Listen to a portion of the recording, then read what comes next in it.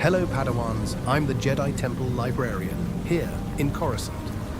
Ancient secrets unfold in quiet speak. These are Star Wars what-ifs to fall asleep to, or get deep into the books with. Mysterious, magical, and timeless. We ask, if you were in Hoth, what is the first thing you're doing? Let us know in the comments. Let the stars guide your journey, and may your dreams, and the Force, be with you. What if Grogu chose the Jedi path with Luke? The twin sons of Tatooine set as Grogu. The child stood before Luke Skywalker in the ruins of the old Jedi Temple. The Beskar chainmail glinted in one hand, but Grogu's gaze lingered on the tiny lightsaber Luke offered. After a moment's hesitation, Grogu reached out with the Force, choosing the saber. The galaxy shifted. Luke smiled, pride and hope mingling in his eyes. You've made a difficult choice, Grogu, but you will not walk this path alone. The Mandalorian, Din Djarin, watched from the shadows, his heart heavy but understanding. He knelt, placing a gentle hand on Grogu's head. This is your destiny, kid. I'll always be out there, watching the stars for you. Training began in earnest. Grogu's connection to the Force was raw, powerful, and sometimes unpredictable. Luke guided him with patience, teaching him to meditate, to move stones, to listen to the living Force. R2-D2 beeped encouragement, and the droids of the new Jedi Academy marveled at the little green Padawan's progress. But the galaxy was not at peace. Rumors of Imperial remnants, led by Moff Gideon and shadowy figures in the unknown regions, reached Luke's ears. The New Republic, stretched thin, struggled to keep order. Luke knew the Jedi would be needed again. Grogu's training was not without challenges. Visions haunted his dreams. Flashes of Mandalore, of Din in danger, of a shadowy figure with a red blade. Luke recognized the signs. The dark side is always lurking. Grogu, but you are stronger than you know. Meanwhile, Ahsoka Tano visited the academy, drawn by the presence of the child. She sparred with Grogu, her twin sabers flashing, and shared stories of the Clone Wars. The Jedi were not perfect, she told him, but we can learn from their mistakes. Trust your heart. As months passed, Grogu's powers grew. He healed wounded animals, calmed frightened students, and even levitated R2-D2 to the droid's indignant beeping. But the visions persisted, and Luke realized they were warnings. One night, the Academy was attacked. Dark troopers, led by a mysterious Inquisitor, stormed the grounds. Luke and Grogu fought side by side, their sabers blazing in the moonlight. Grogu, small but fierce, used the Force to shield his friends and disarm the attackers. The Inquisitor, masked and menacing, locked sabers with Luke. The Emperor's legacy will not die, he hissed. Grogu, sensing Din's presence in danger, reached out through the Force, across the stars. Din felt the call and raced to the Academy, arriving just in time to help repel the attackers. The bond between Mandalorian and Jedi proved unbreakable. In the aftermath, Luke realized the Jedi could not remain isolated. He invited Ahsoka, Ezra Bridger, and even Cal Kestis to join the Academy as teachers. The new Jedi Order would be built on trust, compassion, and unity, not dogma. Grogu, now a symbol of hope, stood at Luke's side as the galaxy watched. The Jedi were reborn, not as warriors, but as guardians of peace. Grogu really said, lightsaber over drip, but I still got the Force flex. Luke's teaching style, Yoda 2.0, Din's dad energy, intergalactic. Inquisitor out here catching L's. R2-D2's beat game, undefeated. Jedi Academy, now with snack breaks.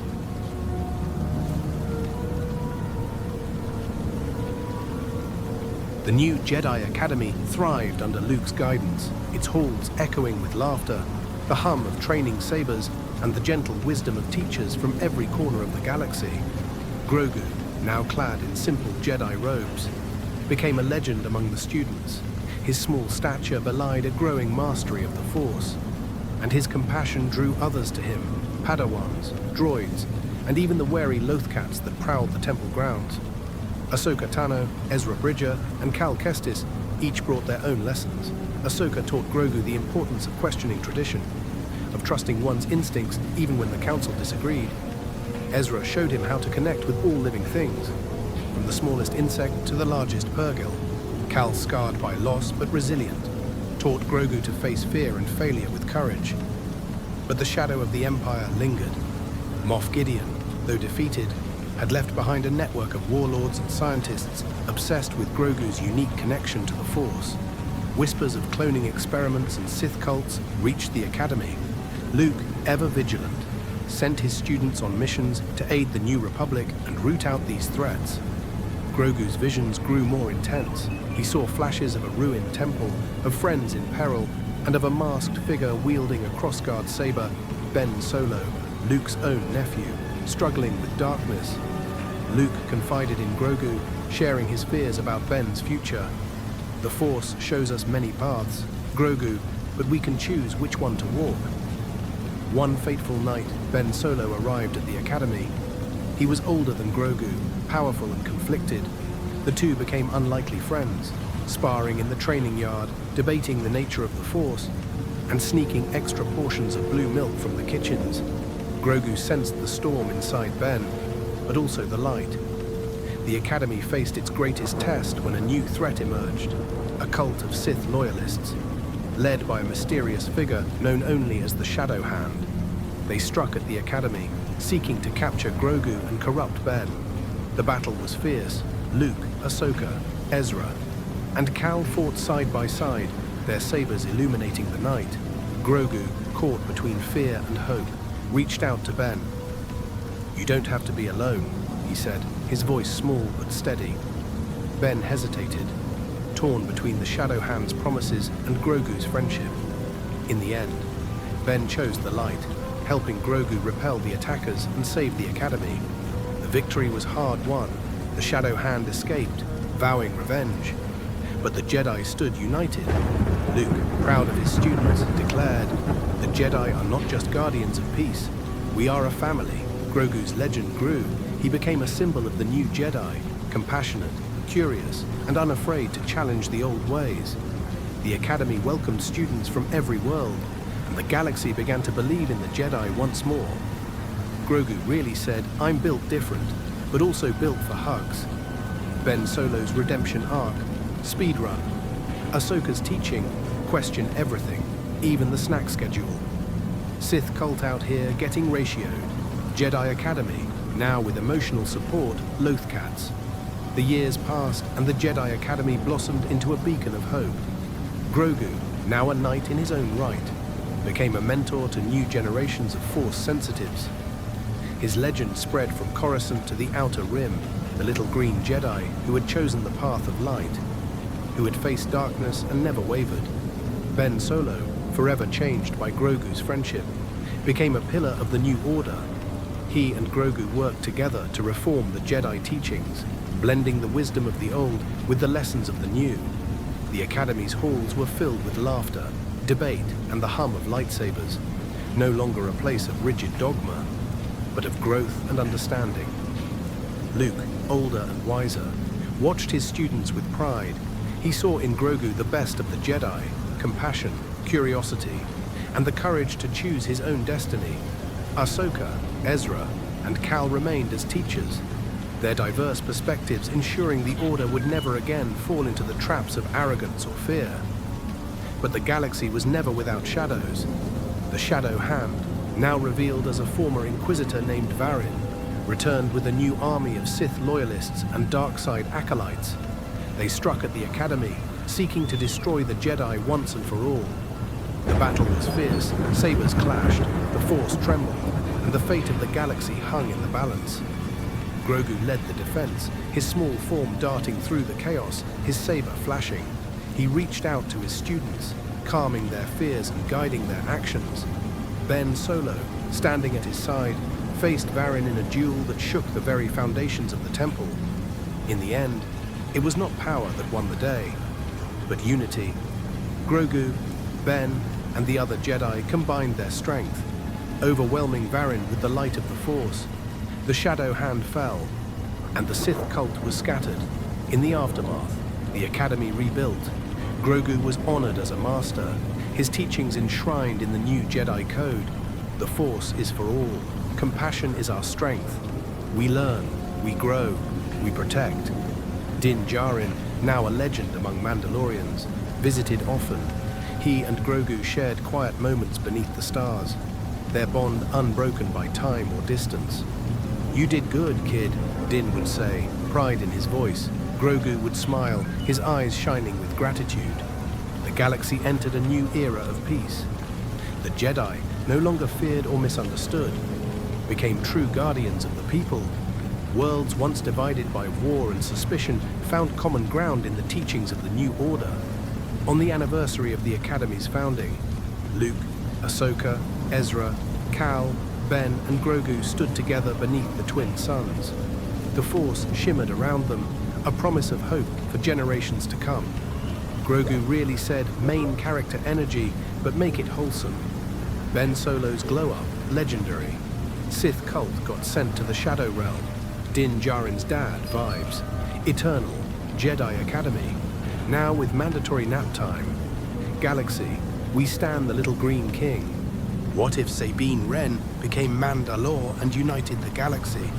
The twin moons of Mandalore hung low over the shattered domes of Sundari as Sabine Wren stood atop the palace balcony, the darksaber blazing in her hand. The clans had gathered, Kryze, Vizsla, Rook, Saxon, each bearing scars from years of war and Imperial occupation. Sabine's voice rang out, clear and defiant. "No more division, no more fear. Mandalore will rise again, and I will lead us." The darksaber's light reflected in the eyes of every Mandalorian present. Bo-Katan Kryze, her armor battered but her spirit unbroken, knelt before Sabine. "You have the strength, Sabine, the vision. Lead us." One by one, the clans pledged their loyalty, the ancient words echoing through the city. For Mandalore, for the future. Sabine's first act as Mandalore was to call for unity, not just among Mandalorians, but with the galaxy's scattered peoples. She sent envoys to the New Republic, to the Jedi Academy, and even to the Outer Rim's most notorious smugglers. "We have all suffered under the Empire," she declared. "Now we build something new." Ezra Bridger, returned from the unknown regions, stood at her side. Their friendship, forged in the fires of rebellion, became a symbol of hope. Ahsoka Tano, ever the wanderer, offered her wisdom and her blade. Din Djarin, the Mandalorian, brought Grogu and the children of the Watch, their traditions blending with Sabine's vision for a united Mandalore. But not all welcomed change. Remnants of the Imperial Super Commandos, led by Gar Saxon's vengeful cousin, launched raids on outlying settlements. Sabine met them head-on, her artistry as a warrior matched only by her creativity. She painted her armor with the colors of every clan, a living canvas of Mandalore's rebirth. The battles were fierce, but Sabine's leadership inspired loyalty. She fought alongside her people, her voice on the comms a rallying cry. "We are Mandalorians. We do not break." The clans, once rivals, became brothers and sisters in arms. Meanwhile, the New Republic watched with wary respect. Leia Organa, now a senator, reached out to Sabine. The galaxy needs leaders who understand both war and peace. Mandalore can be a beacon, Sabine agreed, sending Mandalorian warriors to aid in the fight against the last Imperial warlords. The Jedi, too, took notice. Luke Skywalker visited Sundari, offering the Jedi's friendship and guidance. Grogu, now a Padawan, marveled at the Mandalorian traditions, his curiosity bridging the gap between Jedi and warrior. Sabine's vision extended beyond Mandalore. She called for a council of worlds, Mandalore, the New Republic, the Jedi, and even the Hutts and Chiss. "We must learn from the past," she said. "Unity is our only hope." As Mandalore rebuilt, Sabine's legend grew. Songs were sung of the artist who became a queen, of the warrior who forged peace from chaos. The darksaber, once a symbol of conquest, became a torch lighting the way to a new era. Sabine really said, "I'm Mandalore now, but make it fashion." Bo-Katan's loyalty unlocked. Ezra's return, side quest complete. Grogu's helmet, still too big. Mandalorian group chat, all vibes, no drama. Galaxy, wait, Mandalore's the main character? The banners of Mandalore flew high above Sundari, their colors vibrant against the city's restored domes. Sabine Wren, Mandalore, led her people with a blend of fierce resolve and creative vision. Her council, Ezra Bridger, Bo-Katan Kryze, Din Djarin, and Ahsoka Tano met daily, forging alliances and planning the next steps for a united galaxy. Sabine's reforms were sweeping. She abolished the old feuds between clans, instituting a council where every voice was heard. She opened Mandalore's doors to refugees from worlds ravaged by the Empire, offering sanctuary and a chance to rebuild. The city's forges rang with the sound of new Beskar armor, crafted not just for Mandalorians, but for allies who proved their loyalty. The New Republic, impressed by Mandalore's transformation, sent envoys to negotiate trade and defense pacts. Leia Organa herself visited Sundari, walking the palace halls with Sabine. "You've done what many thought impossible," Leia said, her voice warm. "You've turned warriors into peacemakers." Sabine grinned. "We're still warriors, Senator. We just know what's worth fighting for now." But peace was fragile. The Imperial Remnant, led by Moff Gideon's successor, launched a campaign to destabilize Mandalore. Sabine's spies uncovered plots to assassinate council members and incite clan rivalries. In response, Sabine called for unity. Her speech broadcast across the holonet: "We are Mandalorians. We do not kneel to fear. Stand with me, and we will show the galaxy what it means to be free." Ezra Bridger, now a Jedi Knight, trained Mandalorian warriors in the ways of the Force. Some, like the young foundling Kira Vizsla, showed remarkable talent, blending Mandalorian combat with Jedi discipline. Ahsoka Tano guided these new Force-sensitive Mandalorians, ensuring they honored both traditions. Din Djarin, ever the lone wolf, found purpose as Sabine's right hand. He led missions to liberate Outer Rim worlds from warlords and slavers, his legend growing with every victory. Grogu, still a Padawan, became a symbol of hope, his laughter echoing through the palace, his curiosity bridging gaps between cultures. Sabine's greatest challenge came when the Chiss Ascendancy, led by Grand Admiral Thrawn, threatened the fragile alliance. Thrawn, a master strategist, sought to exploit old wounds and divide the council. Sabine, refusing to be outmaneuvered, invited Thrawn to Sundari for peace talks. The negotiations were tense, but Sabine's charisma and the unity of her council won the day.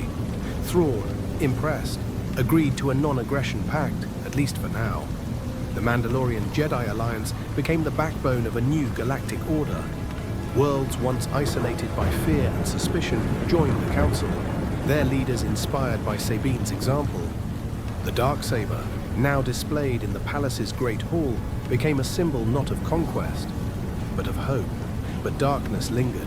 The Sith cult known as the Shadow Hand, remnants of Palpatine's followers, plotted in secret. Sabine knew the fight for unity was never truly over. She trained her people to be vigilant, to protect not just Mandalore, but the ideals they had built. As the sun set over Sundari, Sabine stood on the balcony, the city alive with music and laughter. Ezra joined her, his eyes reflecting the stars. "You did it, Sabine," he said softly. She smiled, the weight of leadership lightened by friendship. "We did it, Ezra, and we'll keep doing it. For Mandalore, for everyone." Sabine really said New Mandalore. Who dis? Thrawn's chess game, checkmated. Grogu's snack stash, legendary. Din's side quests, never-ending. Mandalorian Jedi collab, chart-topping. Galaxy. Is this what peace feels like? The years that followed were a golden age for Mandalore and the galaxy. Under Sabine Wren's leadership, the Mandalorian Council became a model for unity and cooperation. The great domes of Sundari sparkled with new life, and the forges never cooled, crafting Beskar not just for warriors, but for artists, builders, and healers. The city's murals, painted by Sabine herself, told the story of Mandalore's rebirth, each stroke a promise to future generations. The Mandalorian Jedi Alliance flourished. Ezra Bridger and Ahsoka Tano established a new enclave on Mandalore, where Force-sensitive foundlings learned both the way of the Mandalore and the way of the Jedi. Kira Vizsla, the first Mandalorian Jedi in centuries, became a symbol of hope, her blue lightsaber and Beskar armor inspiring children across the stars. Din Djarin, now a legend in his own right, led the Mandalorian Rangers, an elite force that patrolled the Outer Rim, protecting trade routes and defending the weak. Grogu, still growing and learning, became the heart of the Enclave, his laughter and wisdom uniting even the most stubborn warriors. But peace was always fragile. The Shadow Hand, the last remnant of the Sith, launched a final assault on Mandalore. Their fleet, led by a masked Sith Lord, descended on Sundari, seeking to shatter the Alliance and claim the Darksaber, the city's shields held. But the battle raged in the skies and streets. Sabine donned her most vibrant armor, the Darksaber blazing in her hand. She led her people into battle, her voice a rallying cry, for Mandalore, for the galaxy. Ezra and Ahsoka fought at her side, their sabers flashing. Din and the Rangers struck from the shadows, turning the tide with Mandalorian cunning. The Sith Lord confronted Sabine in the palace's great hall. Their duel was fierce, Beskar clashing with Crimson Blade, the Force swirling with every strike. Sabine, battered but unbroken, remembered her family, her friends, and the promise she'd made to her people. With a final surge of strength, she disarmed the Sith Lord, casting the Darksaber's light across the hall. The Shadow Hand was defeated, their fleet scattered. The galaxy watched as Sabine stood victorious, the Darksaber raised high. "We are Mandalorians," she declared, "but we are also citizens of the galaxy. Our strength is in our unity." In the aftermath, Mandalore became the heart of a new galactic alliance. Worlds once divided by war and fear joined together, their leaders inspired by Sabine's vision. The Darksaber was enshrined in the palace, a symbol of hope and unity. Ezra and Ahsoka continued to train new generations of Jedi and Mandalorians, their enclave a beacon for all who sought peace. Din Djarin, ever the wanderer, found a home at last, his legend woven into the fabric of Mandalore's story. Grogu, wise and joyful, became a teacher, his lessons echoing through the halls. Sabine, older but undiminished, painted one last mural, a portrait of Mandalore's people, united in purpose and hope. As she looked out over Sundari, the city alive with music and laughter, she knew the promise had been kept. Sabine really said Unity Patch installed. Sith Lord caught the L in 4K, Grogu's snack empire, intergalactic. Din's dad jokes, legendary. Mandalore's group chat, all love, no spam. Galaxy, Sabine for president, for far. What if Cassian Andor betrayed the rebellion? The rain-soaked streets of Ferrix echoed with the clatter of boots as Cassian Andor slipped through the shadows, his blaster hidden beneath a battered coat. The rebellion was growing, whispers of hope spreading from Coruscant to the outer rim. But Cassian's heart was heavy. He'd seen too much. Friends lost, missions gone wrong, the line between right and wrong blurring with every order. One night in a dimly lit cantina, Cassian met with Luthen Rael. The old spymaster's eyes were sharp, his words careful. "We're close, Cassian. The Empire is bleeding. But we need you to do one more thing." Cassian hesitated, the weight of his choices pressing down. "How many more have to die, Luthen? How many lies do we tell before we become the thing we're fighting?" Luthen's reply was cold.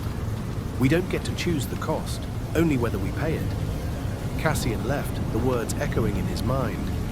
That night, as he prepared for his next mission, Cassian was approached by an Imperial agent, Dedra Meero, relentless and cunning. She offered him a deal: information, safety, and a chance to walk away from the endless war. "You're a survivor, Andor. The rebellion will use you up and throw you away. The Empire rewards loyalty." Cassian's resolve wavered. He thought of Marva, Bix, the friends he'd lost. He thought of the rebellion's secrets, the things he'd done in the name of freedom.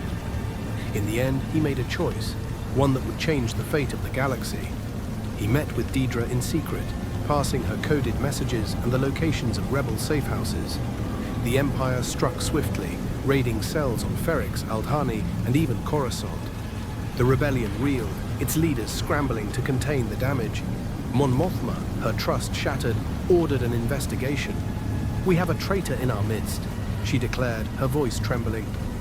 Cassian watched the chaos unfold, guilt gnawing at him. He tried to justify his actions, telling himself he was saving lives, ending the war sooner. But the faces of those he'd betrayed haunted his dreams. Jyn Erso, recruited for a desperate mission to steal the Death Star plans, sensed something was wrong. She confronted Cassian, her eyes blazing. Why, Cassian? Why betray everything we fought for? He couldn't answer. The words caught in his throat, the weight of his choices crushing him.